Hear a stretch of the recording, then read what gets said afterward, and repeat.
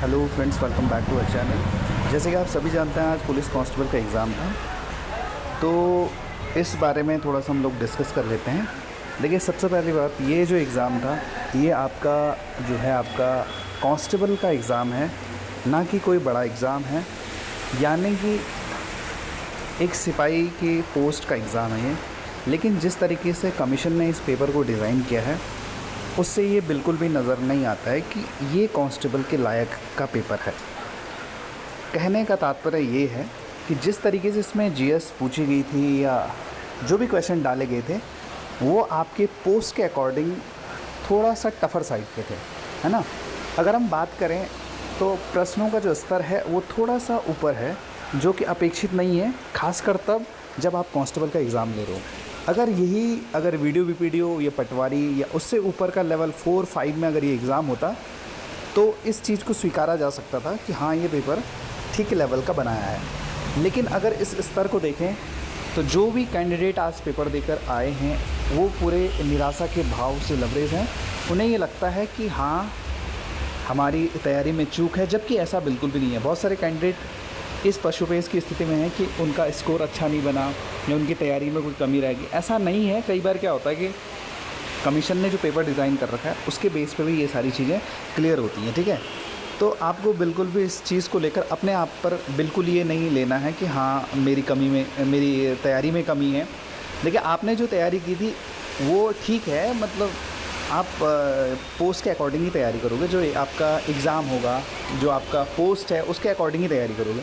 लेकिन अगर कमीशन इस तरीके से पूछ रहा है, या तो दो ही चीज़ें हो सकती हैं, या तो कमीशन का पेपर का स्टैंडर्ड ऊपर हो गया है, ठीक है, और या तो कमीशन ये मानकर चल रहा है कि अब तैयारी का लेवल बढ़ गया है, चीज़ें चेंज हो गई हैं, अब फैक्चुअल बेस से थोड़ा सा ऊपर जाएंगी चीज़ें। अब हम प्रश्नों के बारे में जैसे बात करें, जीएस में जैसे औद्योगिक क्रांति से प्रश्न पूछा है, फिर कूट वाले कुछ प्रश्न तो इजी हैं। दूसरी बात, सबसे मेन बात क्या है इसमें, कि जो भी इस एग्ज़ाम को दे रहे हैं वो लगभग 20-22 के अराउंड एज ग्रुप में कैंडिडेट है। उस कैंडिडेट की जो मानसिक स्थिति होती है, वो प्रश्नों को समझने की, साथ में पढ़ने का जो तौर तरीका होता है, वो कांस्टेबल के एग्ज़ाम के अकॉर्डिंग होगा, ना कि वो आपके यूके पीएससी के प्री के पॉइंट ऑफ व्यू से होगा या लोअर पीसेस के पॉइंट ऑफ व्यू से होगा। तो ऐसा कतई नहीं होगा। तो जो 21-22 साल का कैंडिडेट होगा, वो इस तरीके से चीज़ें ना पढ़ेगा, ना उसके दिमाग के स्तर की वो चीज़ें होंगी, ठीक है। इससे ये चीज़ें क्लियर होती हैं। दूसरा, देखिए, कुछ प्रश्न तो ठीक है, लेकिन जैसे ये है हब और स्पोक का मॉडल क्या करती है, तो सबसे पहली बात तो उसको ये समझना पड़ेगा पहले कि हब एंड स्पोक मॉडल किस चीज़ से रिलेटेड है। दूसरी बात, स्कीम, ठीक है। फिर आपका नेक्स्ट देखिए, भारत का पहला समाचार पत्र। अगर कांस्टेबल का एग्ज़ाम होता तो उसमें यही पूछा जाना चाहिए था कि पहला समाचार पत्र कौन है। अब इसने जो बंगाल गजट है, उसका जो दूसरा नाम पूछ दिया है, तो जो चैलेंजिंग है, ठीक है। आगे बात करें, गुम्बदनुमा पर्वत के चारों तरफ जो विकसित अपवार ड्रेनेज सिस्टम, जो ड्रेनेज पैटर्न है, उसको पूछा गया। तो ये कॉन्सेप्ट ज्योग्राफी में जो ड्रेनेज सिस्टम पढ़ेगा, उसके भीतर वो टाइप्स ऑफ ड्रेनेज पैटर्न को पढ़ेगा, वही इस चीज़ का आंसर दे सकता है, ठीक है। आप अगर कांस्टेबल में पूछेंगे तो आप ये पूछेंगे कि बड़ी नदी, छोटी नदी, या आप नदियों की स्थिति पूछ सकते हैं ना, तो इसको भी हम थोड़ा सा उसमें कंसिडर कर सकते हैं। आगे नीति आयोग, चलो इजी है। कांस्टेबल, ये जो आपका कॉन्स्टिट्यूशन से आर्टिकल से पूछा है, ये भी इजी में हम काउंट कर सकते हैं। साथ ही जो इकोनॉमी वाला क्वेश्चन है, इसको भी आप इजी में काउंट कर सकते हैं। फिर देखिए, आप जो ये क्वेश्चन पूछा है, निम्न में से किस पोर्ट, तो कंप्यूटर का आपको क्वेश्चन देखने का, क्वेश्चन आप पढ़िए, उससे आपको पता चल जाएगा। ठीक ठाक लेवल का ये पूछा गया है, ठीक है।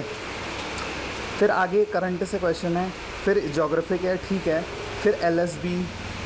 और आगे हम बात करें तो देखिए, जैसे ये वाला क्वेश्चन है, निम्न पुरापाषाण कालीन है, डिडवाना है, तो इसको आपको अरेंज करना है। तो ये थोड़ा सा टफ कह सकते हैं हम इसको, ठीक है, कि अगर हिस्ट्री से क्वेश्चन पूछा है तो थोड़ा टफ लेवल पे पूछा गया है। आगे बात करें, विज़न 2035, ये थोड़ा करंट का क्वेश्चन है, तो शायद इसको कोई भी कैंडिडेट पढ़ सकता है, ठीक है। आगे कथन कारण में नेक्स्ट, ठीक है, करंट से रिलेटेड है। फिर देखिए, ये पूछा हुआ है कि अशोक के उसके पिताजी के द्वारा 18 की वर्ष की आयु में अवंती का शासक नियुक्त किया गया, तो किस में मेंशन है। देखिए, कैंडिडेट को ये पता हो पहले कि वो अशोक है और अशोक 18 वर्ष की उम्र में अवंती का शासक बना, यही क्वेश्चन रेलेवेंट हो जाता है उसके लिए। कांस्टेबल एग्ज़ाम के लिए ये थोड़ा डीप जाना, तो ये मुझे नहीं लगता व्यक्तिगत रूप से कि ये बता पाना एक कैंडिडेट के लिए थोड़ा सा, है ना।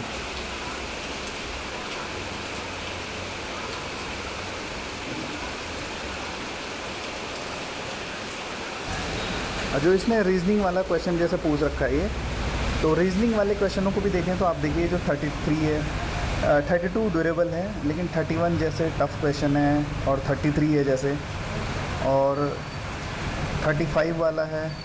35 वाला भी क्वेश्चन कर सकते हैं आप, लेकिन उसमें टाइम टेकिंग है, ठीक है।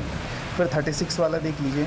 तो अगर हम इनको गिने 31, 32, लगभग 1, 2, 3, 4 और 37 वाला भी टफ है, ठीक है। 5, 6, 7 क्वेश्चन इसमें टफ की कैटेगरी में है लगभग, ठीक है। और स्टेट रिलेटेड तो ठीक पूछा है, कोई इसमें किंतु परंतु नहीं है। कुछ प्रश्न थोड़ा सा टफ रहेंगे, वो तो रहते ही हैं, उसको हम नहीं कह सकते, लेकिन जीएस वाले पोर्शन में थोड़ा सा उसने टफ पूछ रखा है, ठीक है। बाकी ये मानस के ठीक नीचे जो आपका केशव प्रयाग है, यहाँ पर पुष्कर कुंभ भी लगा था अभी।